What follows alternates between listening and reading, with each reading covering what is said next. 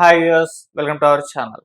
మన శోభన్ బాబు గారి సోగ్గాడు cinema release అయ్యి దాదాపు 50 సంవత్సరాలు అయితే పూర్తి చేసుకుంది ఇండస్ట్రీలో. ఇది ఒక గ్రేట్ అచీవ్మెంట్. తొందరలో సెలబ్రేషన్స్ కూడా చేస్తున్నట్టుగా తెలుస్తుంది. రిలీజ్ కూడా చేయబోతున్నారు తొందరలోనే. సో మరి సోగ్గాడు సినిమా 50 సంవత్సరాలు పూర్తి చేసుకున్న నేపథ్యంలో ఈ సినిమా విశేషాలు ఒక్కసారి మనకు తెలియజేయడానికి ప్రస్తుతం మనతో పాటు గాయకులు, రచయిత, డైరెక్టర్ అయిన కనగాల జయకుమార్ గారు వచ్చేసారు. ఒకసారి ఆయన మాటల్లో సోగ్గాడు సినిమా విశేషాలను తెలుసుకునే ప్రయత్నం చేద్దాం. సో నమస్కారం సార్. నమస్తే సార్, 50 సంవత్సరాలు పూర్తి చేసుకుంది సోగ్గాడు సినిమా. సో మరి ఈ సినిమా అప్పట్లో ఒక సెన్సేషన్ క్రియేట్ చేసింది. ఒక విశేషాలు ఒకసారి చెప్తారు. సోగ్గాడు శోభన్ బాబు గారు, సార్థక నామధేయుడు, పక్కన ఇద్దరు హీరోయిన్లు ఉండాలి. సోగ్గాడు కదా, కాబట్టి ఇద్దరు హీరోయిన్లు ఉండాలి. దీనికి మరో సోగ్గాడు నిర్మాత ఎవరు? రామానాయుడు గారు. రామానాయుడు గారు కూడా చాలా అందంగా ఉంటాడు, చాలా మంచి హైట్, బాడీ బాగా మెయింటైన్ చేస్తాడు, మంచి డ్రెస్ వేస్తాడు.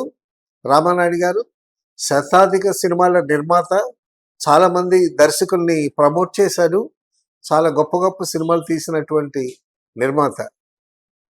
రామానాయుడు గారిని కూడా సోగ్గాడని ఎందుకన్నానంటే, పుల్లయ్య గారి భార్య శాంతికుమార్ గారు ఒరే అని సంబోధిస్తే, ఒరే నువ్వు కూడా యాక్ట్ చేయరా, బాగుంటావురా, నువ్వు హీరోగా ఉంటావురా, మంచి పర్సనాలిటీరా, మంచి హైట్ ఉన్నావురా, ఆ హీరోయిన్లు అందరూ చూడరా, ఆ మండలందరూ నిన్నే చూస్తున్నాను రా అని చక్కగా ఎంకరేజ్ చేశారు. అయితే నాయుడు గారు ఒక సినిమాలో యాక్ట్ చేశారు, కానీ ప్రతి సినిమాలో ఎక్కడో ఒక చోట ఒక మెరుపులాగా కనిపించి వెళ్తాడు ఆయన. ప్రేమనగర్ అద్భుతమైనటువంటి సినిమాలో కూడా ఆ బిగినింగ్లో ఆ ఫ్లైట్లో అనుకుంటా నాయుడు గారు కనిపిస్తారు. అలాగా మంచి సినిమాలు, మంచి టేస్ట్, చాలా అందమైనటువంటి రూపం కలిగినటువంటి నిర్మాత కూడా ఆయన రామానాయుడు గారు. తర్వాత ఆయన 100 సినిమాల పైన తీసినా కూడా ఎప్పుడు డైరెక్షన్ జోలికి కానీ యాక్టింగ్ జోలికి కానీ వెళ్ళినటువంటి స్థితప్రజ్ఞుడు. ఆయనకి తెలుసు, సో నేను దేనికి సూట్ అవుతాను, నేను సినిమాలు చేస్తున్న నిర్మాతగా ఆయన ఎయిమ్ ఏంటి తెలుసా? 10 రూపాయల మీద ఎన్ని భాషలు అయితే ఉన్నాయో అన్ని భాషల్లోనూ సినిమాలు తీయాలనేటటువంటిది ఒక ఎయిమ్ అయింది. సో అలాగా అన్ని 10 రూపాయల నోటు మీద ఎన్ని భాషలు అయితే ఉన్నాయో అన్ని భాషల్లోనూ సినిమా తీశాడు. ఆఖరికి కొంకణిలో కూడా సినిమా తీశాడు. సో నేను నిర్మాతగా ఒక అచీవ్మెంట్ ఆయన ఏంటంటే, ఏ రంగంలోనైనా సరే నేను నెంబర్ 1గా ఉండాలి అనేటటువంటిది ఆయన గోలు. ఆ విధంగానే సినిమా ఇండస్ట్రీలో నెంబర్ 1గా ఉన్నాడు. అటు యాక్టింగ్ వైపు వెళ్లకుండా, ఇటు డైరెక్షన్ వైపు వెళ్లకుండా నెంబర్ 1గా ఉన్నాడు. అన్ని సినిమాలు తీసిన ఆయనకి ఆయన సినిమా డైరెక్ట్ చేయలేదా, యాక్ట్ చేయగలడు. కానీ ఒక గోల్ పెట్టుకొని, నేను సినిమా నిర్మాణంలోనే నెంబర్ 1గా ఉండాలి అనేటటువంటి గోల్ పెట్టుకొని ఆ విధంగానే వెళ్ళాడు ఆయన. లాస్ట్ వరకు స్టూడియో నిర్మాత అయ్యి సినిమాలు తీసాడు తప్పిస్తే మిగతా క్రాఫ్ట్స్కి డైరెక్షన్ వైపు కానీ యాక్టింగ్ వైపు కానీ వెళ్ళలేదు. అది ఒక విధంగా ఆయన స్థితప్రజ్ఞత అని చెప్పుకోవాలి. పోతే ఈ సినిమాకి డైరెక్టర్ బాపయ్య గారు, కె బాపయ్య గారు, ఈయన కూడా అందగాడే, ఈయన కూడా ఒక సోగ్గాడే. ఎలా సోగ్గాడంటే, కె విశ్వనాథ్, మా గురుగారు కె విశ్వనాథ్ గారి లాగా కాకి డ్రెస్ ఇన్సర్ట్ చేస్తాడు.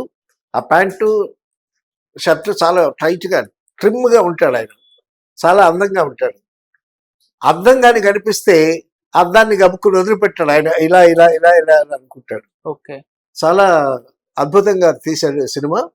ఆయన కేఎస్ ప్రకాశరావు గారి కొడుకు అవుతాడు. కేఎస్ ప్రకాశరావు గారి కొడుకు. కేఎస్ ప్రకాశరావు గారు కూడా అందగాడే. ఆయన పాత సినిమాల్లో హీరోగా చేశాడు. కేఎస్ ప్రకాశరావు అంటే రాఘవేంద్రరావు బాపయ్య గారి ఫాదర్ అనమాట. ఆయన హీరోగా చేశాడు, తర్వాత డైరెక్టర్గా మారాడు. ఈ బాపయ్య గారితో నేను అగ్నిపూల్ అనే సినిమా, రామానాయుడు గారి సినిమా ఒకటి చేశాను. చాలా టేస్ట్ ఉన్నటువంటి ప్రొడ్యూసరు ఆయన. ఎంత పద్ధతి అయిన వాడంటే, అశ్వినదత్తి గారు సినిమాలు తీద్దామని ఇండస్ట్రీకి వచ్చేటప్పుడు రామారావు గారిని కలిసినప్పుడు అప్పుడు రామారావు గారు అశ్వినదత్తి గారిని బాపయ్య గారికి అప్పచెప్పాడు. ఈయన సినిమాలు తీస్తానంటున్నాడు, కుర్రవాడు జాగ్రత్తగా చూసుకోండి, అతన్ని గైడ్ చేయండి అని. అంటే అంత పద్ధతి అయినవాడు, అంత నమ్మకమైన వాడు, అంత సిన్సియర్గా ఉంటాడు బాపయ్య గారు. తర్వాత బాపయ్య గారు ఎంత సక్సెస్ఫుల్ డైరెక్టర్ అంటే తెలుగులో సోగ్గాడ్ లాంటి అద్భుతమైన సినిమా డైరెక్ట్ చేశాడు. ఇంకా మిగతా సినిమాలు కూడా ఆయన సక్సెస్ అయినవి. తెలుగులో సక్సెస్ అయిన సినిమాలన్నీ హిందీలో తీశాడు ఆయన. ఓకే, హిందీలో చాలా అద్భుతంగా తీశాడు. అసలు హిందీలో చాలా మంచి మార్కెట్ వచ్చింది ఆయనకి. అసలు 2 సంవత్సరాలు బాంబే నుంచి మెడ్రాస్ రాలేదు ఆయన, అంత బిజీగా ఉన్నాడు. అక్కడ ఒక ప్రొడ్యూసర్ తెలుగులో వచ్చినటువంటి ఒక సినిమా హిందీలో రీమేక్ చేసేటప్పుడు మీకు ఎంత రెమ్యునరేషన్ ఇవ్వమంటారని అడిగితే ఇక్కడ ఎక్కువ రెమ్యునరేషన్ తీసుకునే డైరెక్టర్ ఎవరు అని అడిగాడు. అప్పుడు మన్మోహన్ దేశాయ్ అని చెప్పారు. ఆయన ఎంత తీసుకుంటాడు అంటే 25 lakhs ఎంతో తీసుకుంటాడు. దాని మీద 1 lakh రూపాయలు ఎక్కువేసి నాకు ఇవ్వండి అన్నాడు. అంత గట్స్ ఉన్న డైరెక్టర్. తర్వాత మంచి టేస్ట్, అందమైన హీరోయిన్లు ఉండాలి, అందమైన లొకేషన్స్ ఉండాలి, ఆయన చుట్టూ ఉండే అసిస్టెంట్ డైరెక్టర్స్ కానీ వాళ్ళు కూడా చాలా ట్రిమ్గా బాగుండాలి. ఆయనతో పాటు ఆయనకి కాస్త దగ్గర రిలేషన్ కూడా అనుకుంటా మురళీ మోహన్ రావు గారు అని ఒక మంచి కో డైరెక్టర్ ఉండేవాడు. ఆయన హిందీ సినిమాలు తీసేటప్పుడు మురళీ మోహన్ రావు గారు ఈయనతో పాటు బాంబే వెళ్ళేటప్పుడు అప్పుడు ఇక్కడ రామానాయుడు గారి ఆఫీస్లో ఎవరైనా ఒక మంచి తెలుగు మీద కమాండ్ ఉన్న కో డైరెక్టర్, అప్పుడు అసోసియేట్ అనేవాళ్ళు, అసోసియేట్ కావాలి అని అంటే అప్పుడు నన్ను అక్కడ సజెస్ట్ చేస్తే నేను రామానాయుడు గారి దగ్గరికి వెళ్ళి అగ్నిపుల్లు సినిమా చేశాను. దానికి బాపయ్య గారే డైరెక్టరు, రామానాయుడు గారి నిర్మాత. ఈయన most successful director in Hindi films. అక్కడ 2 సంవత్సరాల నుండి మెడ్రాస్ వచ్చాడు ఆయన. తెలుగులో సినిమాలు తీసి హిట్స్ కొట్టి వాటిని హిందీలో మళ్ళీ వాటిని హిందీలో తీశాడు. పాతాళభైరవి తీశాడు, పాతాళభైరవి హిందీలో తీశాడు. సో అద్భుతంగా ఆడింది. సో మన తెలుగు డైరెక్టర్ అయ్యుండి హిందీలో జెండా ఎగరేశాడు బాపయ్య గారు. తర్వాత ఆయన సిగరెట్ కానీ వేరే వ్యసనాలు కానీ ఏమీ లేవు. చాలా మంచివాడు, మంచి టేస్ట్ ఉన్నవాడు, ఈజ్ అ నైస్ జెంట్లమన్. తర్వాత మంచి డైరెక్టర్ అవటం ఈజీ, మంచి వ్యక్తిత్వం కలిగి ఉండటం అనేటటువంటిది గొప్ప విషయం కదా. పోతే ఈయన దగ్గర ఇంత చిన్న జోక్ ఏంటంటే బాంబే నుంచి మెడ్రాస్ తిరిగి వచ్చి 2 yearsకి వచ్చాడంట. వచ్చి ఎయిర్పోర్ట్ నుంచి ఎయిర్పోర్ట్లో కారు వచ్చింది. కారు వచ్చి ఆయన ఉండేటటువంటి ఏరియాకి వెళ్ళింది. డ్రైవర్ని అడిగాడంట, మా ఇల్లు ఎక్కడయ్యా అని. డ్రైవర్ అడిగాడు, మీ ఇల్లు ఎక్కడండి అని. నీకు తెలీదా అని అన్నాడు. అంటే నాకు తెలియదు సార్ అన్నాడు. చూడవయ్యా ఎక్కడ ఉంటుంది మా ఇల్లు అని అన్నాడు. లేదు నాకు తెలియదు సార్ అన్నాడు. అప్పుడు బాపయ్య గారు కైకాల సత్యనారాయణ గారికి ఫోన్ చేసి, సత్యనారాయణ మా ఇల్లు ఎక్కడ అని అడిగితే అప్పుడు ఆయన చెబితే అప్పుడు ఆ డ్రైవర్ అటు తీసుకెళ్ళాడు అనమాట. అంత బిజీగా ఉండి 2 సంవత్సరాల తర్వాత బాంబే నుంచి ఇంటికి తిరిగి వచ్చాడు. చాలా ఆయనతో వర్క్ చేయటం చాలా చాలా ప్రెజెంట్గా, చాలా హ్యాపీగా ఉంటుంది. తర్వాత చాలా షూటింగ్ కూడా చాలా కామ్గా, చాలా ప్లెజెంట్గా, చాలా పద్ధతిగా జరుగుద్ది బాపయ్య గారి షూటింగ్. మంచి టేస్ట్ ఉన్నవాడు. పోతే ఈ సినిమాకి Modukuri Johnson writer. Modukuri Johnson అని ఆయన ఒక లాయర్, గుంటూరు ఏసీ కాలేజీలో చదువుకున్నాడు. ఆయన మంచి గాయకుడు, చాలా బాగా పాడతాడు. ఆయన ఆదిత్య సుబ్బారావు గారు, అక్కినే నాగేశ్వరరావు గారు చక్రవర్తి చిత్ర అనే ఒక సంస్థ పెట్టి ఒక మంచి సినిమాలు తీద్దామనేటటువంటి ఆశయంతో ఒక ప్రాజెక్ట్ తయారు చేశారు. దాంతో సుడిగుండాలని, మరో ప్రపంచం అని 2 సినిమాలు తీశారు. అంటే మామూలు కమర్షియల్ సినిమాలు ఇవన్నీ కాకుండా, కమర్షియల్ కాకుండా ఒక మెసేజ్ ఓరియంటెడ్ ఫిల్మ్ ఏదన్నా మంచిది చేయాలనేటటువంటి ఉద్దేశంతో నాగేశ్వరరావు గారు, ఆదిరి సుబ్బారావు కలిసి ఆ బ్యానర్ పెట్టారన్నమాట, చక్రవర్తి చిత్రాన్ని. ఓకే. అందులో సుడిగుండాలు అనే సినిమా, మరో ప్రపంచం అనే సినిమా పెట్టారు. పెట్టి కొత్త రైటర్ని ఇన్వైట్ చేశారు బయట నుంచి. ఆ విధంగా మోదుకూరి జాన్సన్ ఆ ఆ రెండిట్లో ఏదో ఒక సినిమాకి రైటర్గా వచ్చాడనమాట. ఆ విధంగా ఎంట్రీ అయిన తర్వాత ఈయన చాలా అద్భుతంగా పాడతాడు. అసలు గాయకుడు అవుదాం అనుకున్నారు ఇండస్ట్రీలో. జాషువా గారి పద్యాలు అద్భుతంగా పాడేవాడు. అసలు ఆయన చేత జగ్గి గారు, ప్రభాకర్ రెడ్డి, అల్లు రామలింగయ్య వీళ్ళంతా కూర్చునేటప్పుడు ఆయన్ని పిలిపించి ఆ జాషువా పద్యాలు చదివించుకుని ఎంజాయ్ చేసేవాడు. ఆయన చాలా ఫేమస్ పద్యం. ఇచ్చోటనే సత్కవీంద్రుని కమ్మని కలము నిప్పులలోన కలిసిపోయే, ఇచ్చోటనే ఇట్టి చిత్రలేఖకుని కుంచే నశించే, లేత ఇల్లాలి నల్ల పూసల సౌరు గంగలో కలిసిపోయాయని చాలా ఫేమస్ పద్యం. ఆ పద్యం చదువుతూ ఉంటే చెవులు నిక్కబడుచుకుని వినేవాళ్ళు అనమాట. అంత బాగా పాడేవాడు. తర్వాత ఈయన నటనాలయం అనేటటువంటి ఒక అద్భుతమైన నాటకం రాశాడు. ఆ నటనాలయంలో ఈయన హీరోగా వేశాడు. ఆంధ్రనాట కళా పరిషత్ అనుకుంటా. అందులో ఆయనకి బెస్ట్ యాక్టర్ వచ్చింది, బెస్ట్ రైటర్ వచ్చింది, బెస్ట్ నాటకం ప్రొడక్షన్ కూడా వచ్చింది. సో ఆ విధంగా మంచి రైటర్గా ఉండి రంగస్థలం మీద నుంచి వచ్చినటువంటి ఒక ఆణిముత్యం అని చెప్పుకోవాలి మోదుకూరి జాన్సన్. అద్భుతమైనటువంటి సినిమాలు రాశాడు. అసలు మొట్టమొదట మానవుడు దానవుడు అనేటటువంటి సినిమా శోభన్ బాబు గారు జ్యూయల్. అందులో మానవుడు దానవుడు 2 క్యారెక్టర్స్ ఉంటాయి శోభన్ బాబు గారివి. ఆ సినిమాకి డైలాగ్స్ రాశాను. ఆ డైలాగ్స్ ఆ సినిమా చూసి అతని డైలాగులు బాగున్నాయని ఆయన్ని బుక్ చేశారు. అలాగే విశ్వనాథ్ గారు కూడా ఆ మానవుడు దానవుడు అనేటటువంటి సినిమా చూసి విశ్వనాథ్ గారు, బాలయ్య గారు నేరము శిక్ష అనే సినిమాకి అతన్ని రైటర్గా పెట్టాడు. తర్వాత కృష్ణ గారు తర్వాత వరుసగా సినిమాలు ఇచ్చారు. అలాగే ఎన్టీ రామారావు గారితో ధనమా దైవమా చాలా సినిమాలు చేశాడు ఆయన. తర్వాత స్టోరీ డిస్కషన్లో మోదుకూరి జాన్సన్ రైటర్, వీళ్ళందరూ అద్భుతమైనటువంటి కంట్రిబ్యూషన్స్, లెజెండ్స్ అనమాట ఆ సినిమాకి పనిచేసిన వాళ్ళు. ఈయన ఒక సినిమా డైలాగులు రాస్తూ ఒక సీన్లో కర్ణుడు రిఫరెన్స్ రాశాడు. కర్ణుడి గురించి చాలా అద్భుతంగా కర్ణుడి గురించి వర్ణించి చెప్పాడు. అప్పటికి దానవీర సూర కర్ణ తీద్దామని మనసులో ఉంది ఎవరికి, ఎన్టీ రామారావు గారికి. ఓకే. అప్పుడు ఇంప్రెస్ అయ్యి కర్ణుడు రిఫరెన్స్ వచ్చింది కదా, ఆ కర్ణుడు లాగే ఒక క్యారెక్టర్ పోర్ట్రేట్ చేశాడు ఆయన ఒక సీన్లో. అప్పుడు నేను తీయబోయే దానవీర సూరకర్ణకి మీరే రాయాలి అది ఇది అన్నాను. అంటే అప్పుడు మోదుకూరి జాన్సన్ గారు, నేను కరెక్ట్ కాదండి, నాకన్నా ఒక ఆయన ఉన్నాడు చాలా గొప్ప రైటరు అని కొండవీటి వెంకట కవి గారిని సజెస్ట్ చేశాడు. అప్పుడు రామారావు గారు కొండవీటి కవిని పిలిపించి దానవీర సూరకర్ణ రాయించాడు. అంటే తను ఏమి రాయగలడో, ఎంతవరకు రాయగలడో అనేటటువంటి ఈ క్యాలిక్యులేషన్స్, తన బలం ఏంటో తనకు తెలుసు అనమాట Modukuri Johnson. So Modukuri Johnson అంటే నాయుడు గారికి చాలా ఇష్టం. మేము అప్పుడు మోదుకూరి జాన్సన్ ఇంటికి అప్పుడప్పుడు వెళ్తూ ఉండేవాడు.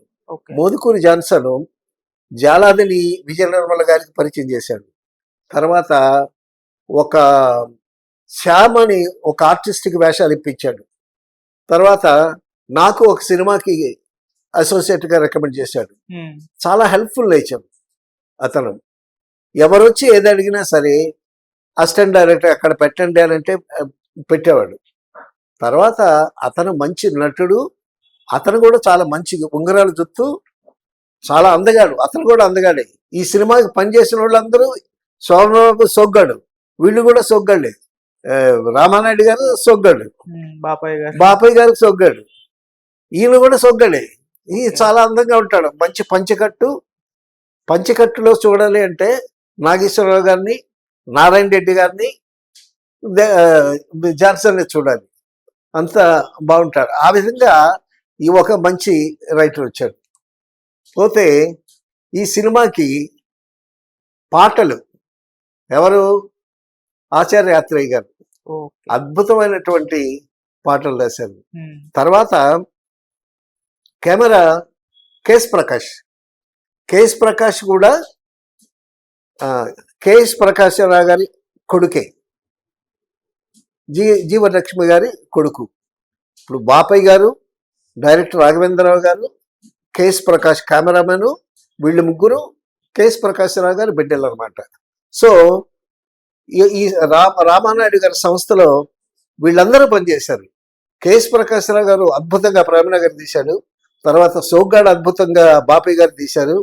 తర్వాత దేవత సినిమా అద్భుతంగా రాఘవేంద్రరావు గారు తీశాడు. సో కేఎస్ ప్రకాశరావు గారి ఫ్యామిలీకి చాలా, రామానాయుడు గారి ఫ్యామిలీకి చాలా అనుబంధం ఉందన్నమాట. హ్మ్. ఎందుకంటే ఒక స్టేజ్లో చాలా ఫినాన్షియల్గా కొంచెం డల్గా ఉండేటప్పుడు కేఎస్ ప్రకాశరావు గారు ప్రేమనగర్ ఇచ్చారు. అలాగే మరొకసారి దేవత సినిమా చేసి మంచి హిట్ ఇచ్చాడు రాఘవేంద్రరావు గారు. హ్మ్. సో ఇక్కడ కెమెరా మాత్రం కేఎస్ ప్రకాష్, ఓకే. అద్భుతమైనటువంటి కెమెరామెన్. శోభన్ బాబు గారు ఉంటే ఆయనతో నేను కూడా 3 సినిమాలు చేశాను. ఏంటి సార్ అది? చెల్లెలి కాపురం, హ్మ్. కాలం మారింది, సంపూర్ణ రామాయణం. ఓకే. సంపూర్ణ రామాయణం. సంపూర్ణ రామాయణం 3 సినిమాలు చేశాను. హ్మ్. అన్నగారు అన్నగారు అని అంటారు, హ్మ్. తమ్ముడు తమ్ముడు తమ్ముడు అంటాడు ఆయన. హ్మ్. చాలా తక్కువ మందితో మాట్లాడతాడు, చాలా తక్కువ మాట్లాడతాడు, చాలా ఎక్కువ ఆలోచిస్తాడు. అందుకే he became a multi millionaire. ఆయన ఆ ఆర్థిక విషయంలో ఎంతో మందికి ఆదర్శప్రాయుడు అయ్యాడు. ఆయన అందగానే కాదు, మంచి ఫ్యూచర్ ప్లాన్ చేసేటటువంటి గొప్ప ఆలోచన పరుడు. ఈయన హీరోగా ఉంటే అసలు ఆయనకు అందం అసలు ఆ విగ్గులోనే ఉంటుంది. మేకప్ మ్యాన్ అప్పారావు అని మాకు బాగా ఫ్రెండ్. హ్మ్. ఆయన చక్కగా ఆ విగ్గు అసలు చక్కగా టోపీ పెట్టినట్టు ఉంటుంది. ఆ విగ్గే అందం. ఆ విగ్గులో నుంచి ఒక 2-3 వెంట్రుకలు తీసి రింగులాగా పెడతారు. అది యూత్ కొన్నాళ్ళు దాన్ని ఫాలో అయ్యారు కూడా. హ్మ్. సో ఆ విధంగా అంత అందగాడు. ఆ పక్కన 2 హీరోయిన్లు ఉండాలి, ఒకళ్ళు ఉంటే లాభం లేదు. అంటే శోభన్ బాబు గారు అంటే ఇద్దరు హీరోయిన్స్ ఇద్దరు డెఫినెట్ గా ఉండాలి. అన్ని సినిమాల్లో అంతేనా సార్? చాలా సినిమాల్లో హ్మ్. ఇక్కడ ఏమవుతుందంటే ఆడియన్స్ లో యూత్ ఆడపిల్లలు ఉంటారు కదా, కొంతమంది హీరోయిన్ కి ఆయన క్రష్. అవును. జయసుధ గారు కూడా ఏదో ఇంటర్వ్యూలో చెప్పుకున్నట్టున్నారు, ఏమని, శోభన్ బాబు నాకు క్రష్ అని. హ్మ్. జయసుధ గారు మొన్నే మా బర్త్డే అయింది. అలాగా ఈ సినిమాలో జయసుధ ఒక హీరోయిన్, జయచిత్ర ఒక హీరోయిన్, జయద్వయం అన్నమాట. హ్మ్. సో వాళ్ళిద్దరూ 2 డిఫరెంట్ క్యారెక్టర్స్.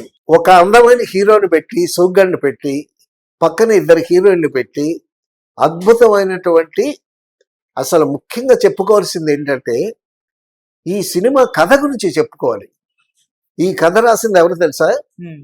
తమిళ రైటర్ బాలమురుగన్ గారు. ఓకే. బాలమురుగన్ గారు అని చాలా మేధావి ఆయన. ఎంత వృద్ధుడైనా కూడా ఆయన కథలు కావాలని ఎగబడ్డారు.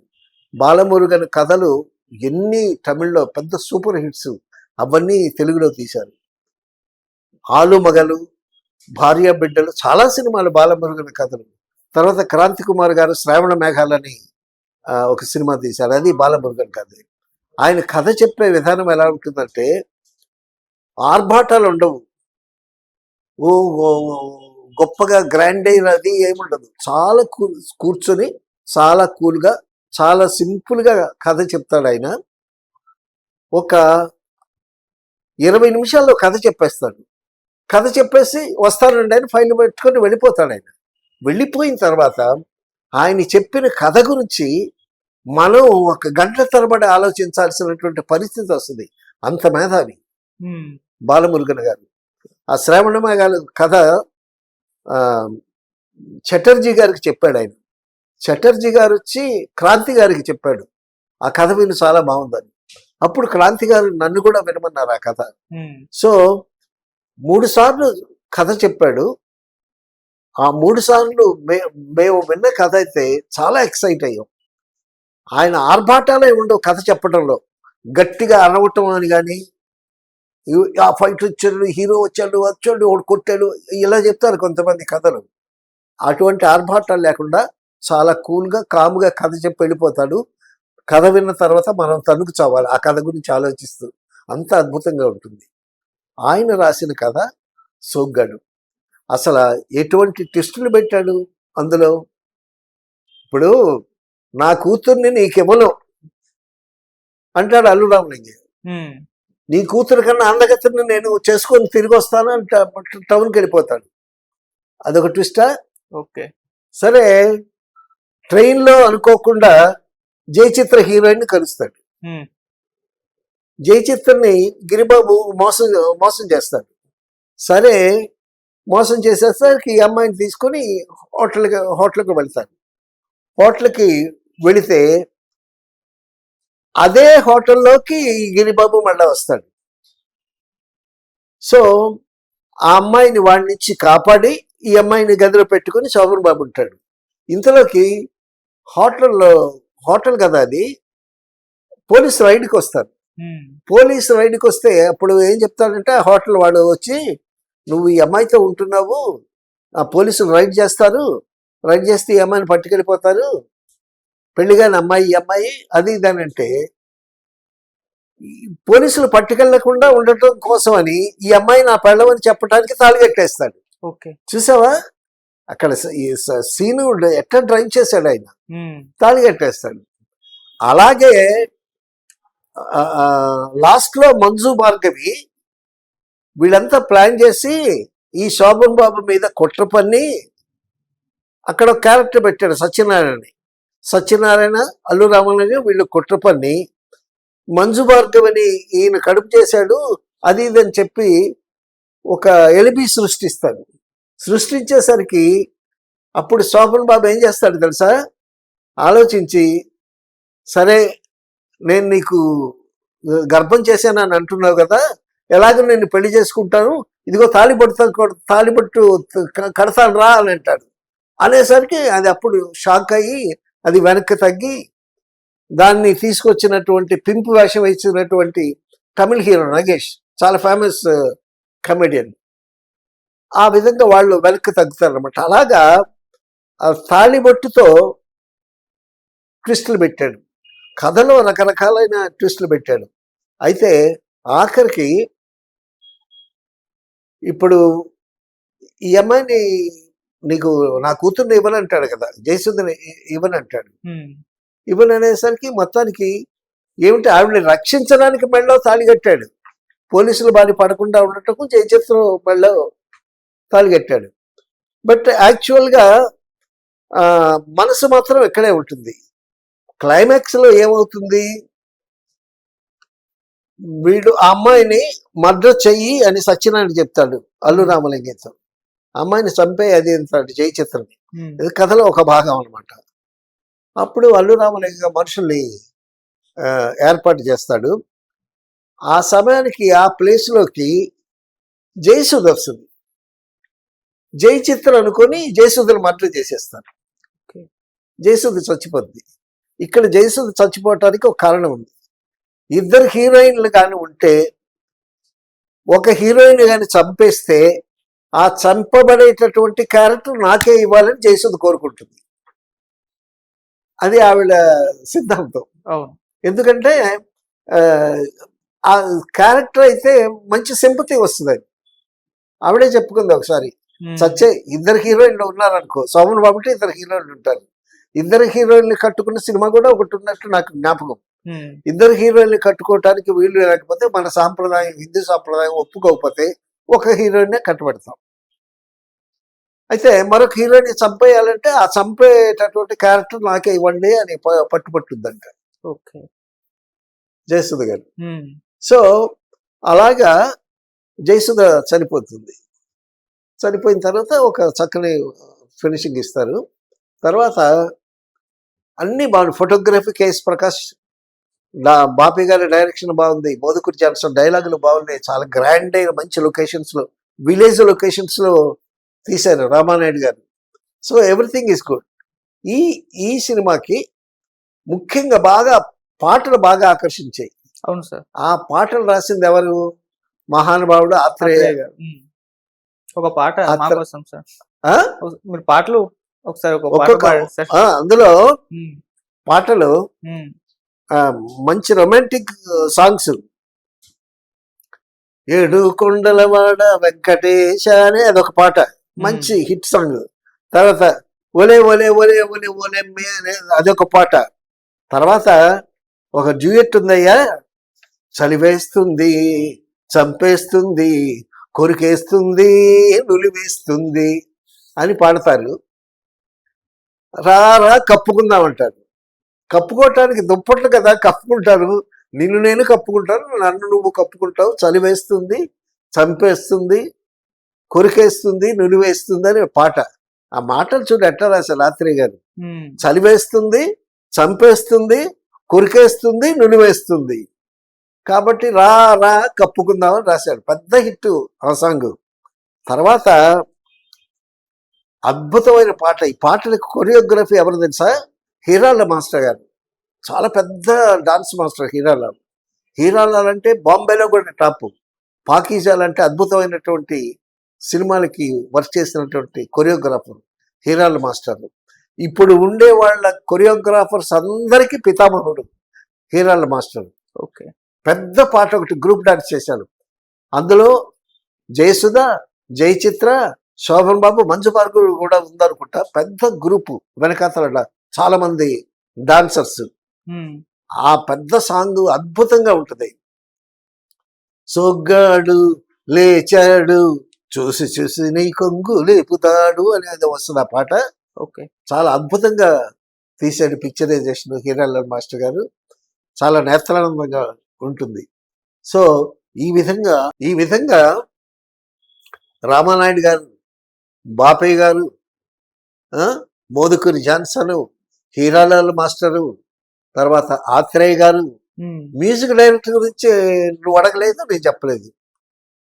మ్యూజిక్ అదే సార్, డైరెక్టర్ మ్యూజిక్ ఎవరు? డైరెక్టర్ చెప్పండి సార్. మహాదేవన్ గారు. ఉమ్, అద్భుతమైనటువంటి ట్యూన్స్ ఇచ్చాడు. మహాదేవను అప్పటికే ముసలాడు, ఉమ్, కానీ ఈ రొమాంటిక్ సాంగ్స్ ఎంత అద్భుతంగా చేశాడు. రామానాయుడు గారి సినిమాలకి ఎక్కువ ఈయనే ఉమ్, మహాదేవన్ గారి. అద్భుతమైనటువంటి ట్యూన్స్, బాగా యూత్కి వచ్చేటటువంటి సింగ్స్ వచ్చాడు. ఈ ఈ అందగాళ్ళందరి మీద పెద్ద అందగాడు శోభన్ బాబు. అందుకే సోగ్గాడు అనే టైటిల్ పెట్టారు. ఉమ్, ఇప్పటికీ సోగ్గాడుగానే ఆయన విరమించుకున్నాడు సినిమాలు ఫంక్షన్కి వస్తే చక్కగా విగ్గు పెట్టుకునే వస్తాడు ఆయన. ఆ ఫంక్షన్కి వచ్చేటప్పుడు కూడా చాలా నీట్గా తయారై వస్తాడు. ఇంటి దగ్గర కూడా చాలా నీట్గా ఉంటాడు. ఆయన కూర్చునే విధానం కానీ, ఆయన మాట్లాడే విధానం కానీ, కాలు మీద కాలు వేసుకొని ఒక ఈజీ చైర్లో కూర్చుంటాడు. ఫోటోగ్రాఫ్ ఉమ్, చాలా బాగుంటుంది. సో చాలా అందగాడు, చాలా సౌమ్యుడు, మంచి వ్యక్తిత్వం ఉన్న మనిషి. అటువంటి సోగ్గాడు శోభనాద్రి అన్నారు. మళ్ళా శోభన్ బాబు, దానికి సోగ్గాడు శోభనాద్రి అన్నాడు. శోభనాద్రిలో శోభన 3 అక్షరాలు ఉన్నాయి మళ్ళా. ఉమ్, సో ఆ పేరు పెట్టడం కూడా మోదుకూరి జాన్సన్ గారు హీరోకి అట్లా మంచి పేరు పెట్టాడు. ఈ మోదుకూరి జాన్సన్ అంటే మంచి రైటర్. అప్పట్లో రామానాయుడు గారు కారు వేసుకుని ఈ మోదుకూరి జాన్సన్కి కావలసినటువంటి తినుబండారాలు కానీ, స్టేషనరీ కానీ, ఇంకేదన్నా సిగరెట్లు కానీ అటు డ్రైవర్ చేత కొనిపించి కారులో పెట్టుకుని వచ్చి ఆయనకి ఇచ్చేవాళ్ళు. ఉమ్, సో ఒక రామానాయుడు గారు ఒక టెక్నీషియన్ దగ్గర నుంచి మంచి కంట్రిబ్యూషన్ రాబట్టుకోవటానికి ఒక మెట్టు కూడా దిగేవాడని చెప్తారు అప్పట్లో. ఆత్రేయ గారి దగ్గరికి నేను వెళ్ళాను. ఆత్రేయ గారి దగ్గరికి ఒకసారి రామానాయుడు గారి సినిమాకి పాట రాయించడానికి వెళ్తే ఆత్రేయ గారి దగ్గరికి, నమస్కారం గురుగారు అన్న. ఆత్రేయ గారి దగ్గరికి వెళ్ళి ఏరా తెచ్చావా అని అన్నాడు. ఏంటి సార్ అన్న. రామానాయుడిని 5,000 అడిగాను రా, 5,000 అడిగాను, నువ్వు తేలేదా అని అన్నాడు. తేలేదు గురువు గారు అన్నా. నాకు నాయుడు గారు 5,000 కట్టిచ్చారు, జేబులో పెట్టుకున్నాను. పాట రాసిన తర్వాతే 5,000 ఇయ్యి ఆయన చేతిలో పెట్టు, అంతకుముందు ఇచ్చావంటే పాట రాయడు అన్నాను, చెప్పాడు నాయుడు గారు. సరే జేబులో 5,000 కట్టబెట్టుకున్నాను. పట్టుకుని నాకు ఇవ్వలేదు గురువుగారు, మీరు పాట రాసివ్వండి, వెంటనే ఆఫీస్కి వెళ్ళి ఆ 5,000 మీకు తెచ్చిచ్చేస్తాను అన్నాను.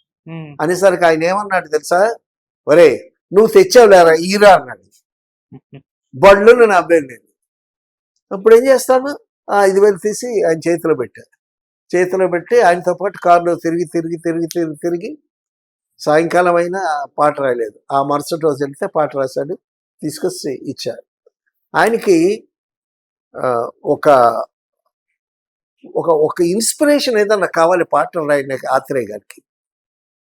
ఆత్రేయ గారి మీద ఒక సేవ ఉంది, ఏంటంటే పాట రాసి జనాలను ఏడిపిస్తాడు, పాట రాయకుండా నిర్మాతలను ఏడిపిస్తాడు అని.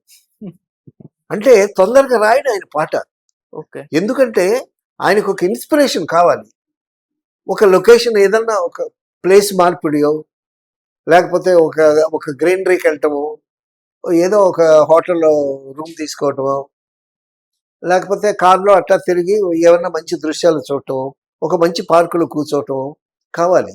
ఆత్రేయ గారు అద్భుతమైన శకం, ఆత్రేయ గారి శకం అప్పట్లో. ఆత్రేయ గారి విశ్వరూపం, ప్రేమనగర్ కానీ, మోగ మనుషులు కానీ, మంచి మనుషులు కానీ, ఎటువంటి పాటలు వేటూరు గారికి ముందు. అయితే ఈ ఆత్రేయ గారి గురించి అక్కినేని నాగేశ్వరరావు గారు ఒక సందర్భంలో ఒక మాట చెప్పారు. ఏంటంటే సీనియర్ సముద్రాలు గారు కంటెంట్ లేకపోయినా అద్భుతంగా పాట రాస్తారు, కానీ ఆత్రేయ పాట రాయటానికి ఏదన్నా ఒక ఇన్స్పిరేషన్ ఉండాలి. ఏదన్నా ఒక దృశ్యమో, లేకపోతే డైరెక్టర్ ఇన్స్పైర్ చేయటము, లేకపోతే ఏదన్నా లొకేషన్కి వెళ్ళటము, ఆ విధంగా ఒక ఇన్స్పిరేషన్ వస్తే అప్పుడు బాగా రాస్తాడు ఆత్రేయ పాట అని. దానికి ఉదాహరణ ఏంటంటే చిటపట చినుకులు సాంగ్, అది అందరికీ తెలిసినటువంటి విషయమే. సో ఇటువంటి ఇంతమంది లెజెండ్స్ అద్భుతంగా వర్క్ చేశారు. అటువంటి గొప్ప సినిమా సోగ్గాడు 50 years రిలీజు, మళ్ళీ ఇప్పుడు కూడా చాలా బాగా ఆడుతుందని ఆశించవచ్చు. మరి అప్పటి రికార్డుల గురించి ఒకసారి గుర్తు చేస్తారా సార్? రిలీజ్ అయిన తర్వాత ప్రతి చోట బ్రహ్మాండంగా ఆడింది. ఇది ఇండస్ట్రీ హిట్ అయింది సినిమా, ఇండస్ట్రీ హిట్ అయింది సినిమా. అప్పటి నుంచి సోగ్గాడు అనే టైటిల్ కూడా చాలా చక్కగా పెట్టారు. సో ఈ విధంగా ఈ సోగ్గాడు 50 years రిలీజ్, సోగ్గాడు రిలీజ్ని, దాన్ని మంచి ఫలితాలను కూడా మనం ఆశించవచ్చు అని మనం ఆనందపడదాం. అప్పట్లో మీరు థియేటర్లోనే చూసారా సార్? ఆ టైంలో థియేటర్లో తర్వాత ప్రివ్యూలు వేస్తారు కదా, ఆ ప్రివ్యూలు వేసినప్పుడు అన్ని అద్భుతంగా చూసాం.